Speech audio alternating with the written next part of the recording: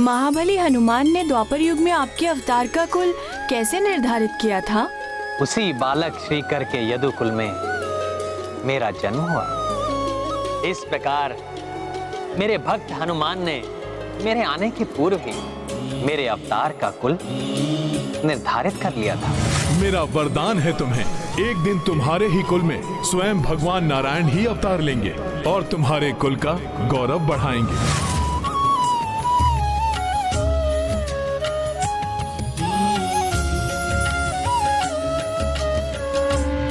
यही नहीं, मेरी बाल्यावस्था की एक प्रमुख घटना की नींव भी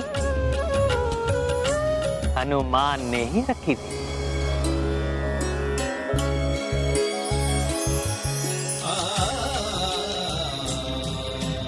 हे बंसीधर, आपके भक्त हनुमान ने यदुकुल में आपके जन्म के मार्ग को तो प्रशस्त किया, किंतु वो घटना क्या थी जिसकी नींव हनुमान ने रखी थी? हनुमान की लीलाएं सदैव अद्भुत ही रही हैं। मेरी बाल्य अवस्था की वो मनोहारिक घटना गोकुल में ही घटित हुई थी। स्वामी, आपके गोकुल में घटित हुई बाल्यावस्था की तो अनेकों मनोहारी लीलाएं हैं, किंतु हनुमान के सहयोग से कौन सी वो लीला थी? जग प्रसिद्ध है वो लीला, आप सबको भी स्मरण होगा। जब गोकुल में मैंने प्रकृति पूजा के प्रतीक रूप में गोवर्धन पर्वत की पूजा करवाई थी, जिससे देवराज इंद्र कुपित हो उठे थे। उन्होंने मूसलाधार वर्षा आरंभ करवा दी थी। उस विनाशकारी वर्षा से ब्रिजवासियों को बचाने के लिए मैंने गोवर्धन पर्वत को उठा लिया था।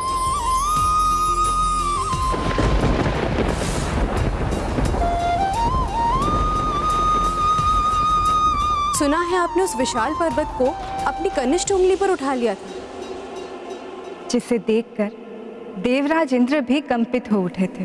किंतु प्राणवल्लभ, आपके उस महापराक्रम में हनुमान की भी लीला थी क्या? मैं आपको वचन देता हूँ कि प्रभु स्वयं आपका स्पर्श करेंगे पर्वतराज गोवर्धन, तत्पश्चात ही आपको सेतु का भाग बनाया जाएगा।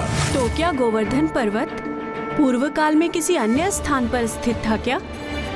हाँ प्रिय मित्रविंदा, सेतु निर्माण हेतु सभी वानर आदि दूर दूर से शिलाएं लेकर आए थे। हनुमान भी सुदूर उत्तर दिशा की ओर जा पहुंचे, जहां गोवर्धन पर्वत स्थित था। वचन देने के पश्चात जब हनुमान गोवर्धन पर्वत को अपनी हथेली पर रखकर ला रहे थे, तो उन्हें वहां पहुंचने के पूर्व ही सेतु निर्माण पूर्ण होने के संकेत मिल गए थे। अतः उन्हें गोवर्धन पर्वत को मार्ग में ब्रिज भूमि में ही उतारना पड़ा,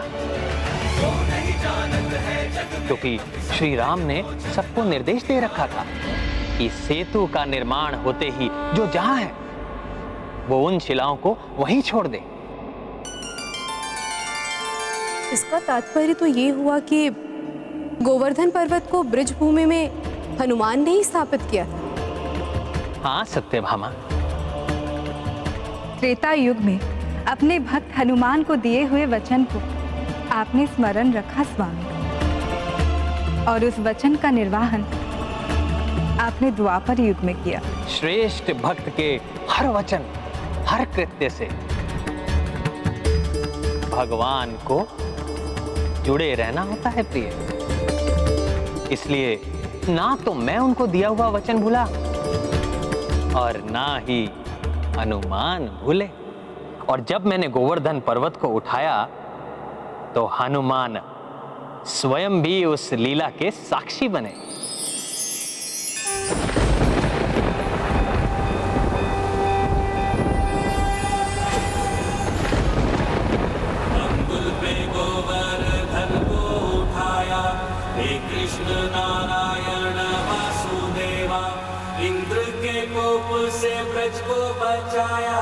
हे कृष्ण नारायण वासुदेवा, पूतना मारी त्रिणासुर को मारा, बालपन में ही ये पराक्रम दिखाया, माखन के संग ब्रज का उर्वी चुराया। हे कृष्ण नारायण तत्वचन भगवान निभाया, स्पर्श हरि पर्वत को दिलाया। धन्य प्रभु राम जय जय कन्हैया, हे कृष्ण नारायण वासुदेवा। हे महाभक्त हनुमान, आपके दिए हुए वचन के कारण ही आज मुझे प्रभु के अवतार के रूप में प्रभु श्री कृष्ण के स्पर्श का एवं उनकी सेवा करने का सौभाग्य प्राप्त हुआ है। आपको कोटि कोटि धन्यवाद हनुमान जी। ये आपका ही नहीं, मेरा भी सौभाग्य है पर्वत श्रेष्ठ गोवर्धन। जो प्रभु ने अपने तुच्छ सेवक हनुमान के वचन का मान रखा, ये जगत आपको प्रभु की इस उत्तम सेवा के लिए सदियों तक पूजता रहेगा। प्रभु श्री कृष्ण, आपने मेरे दिए हुए वचन को तो निभा दिया, अब मेरी एक तुच्छ इच्छा और पूर्ण कर दीजिए। वर्षों से ये नेत्र आपके श्री राम रूप के दर्शन के लिए तरस रहे हैं। हे प्रभु, मुझे मेरे आराध्य श्री राम के रूप में दर्शन दीजिए।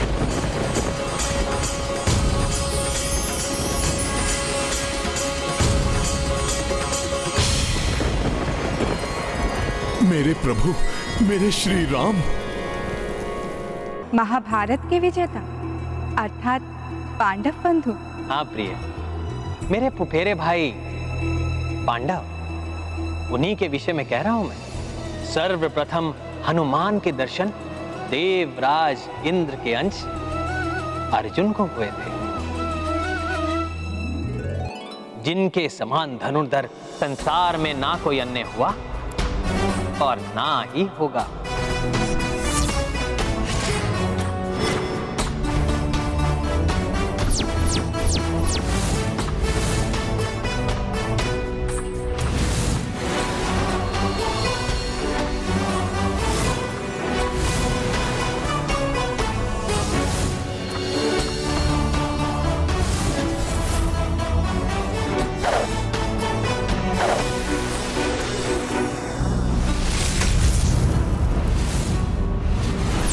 वो अर्जुन जो सब्यसाची है, अचूक लक्ष्य भेदन, मात्र लक्ष्य पर ही जिनकी दृष्टि केंद्रित रहती है, शब्द भेदी बाण चलाने में सिद्ध हस्त हैं जो।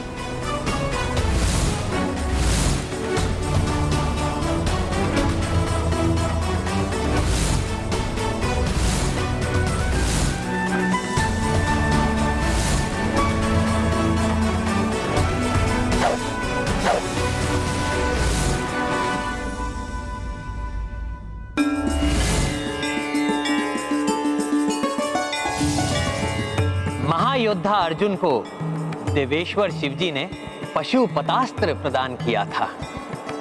महाभारत युद्ध के पूर्व ही अर्जुन को अपनी अद्वितीय धनुर्विद्या के कारण दंभ ने घेर लिया था।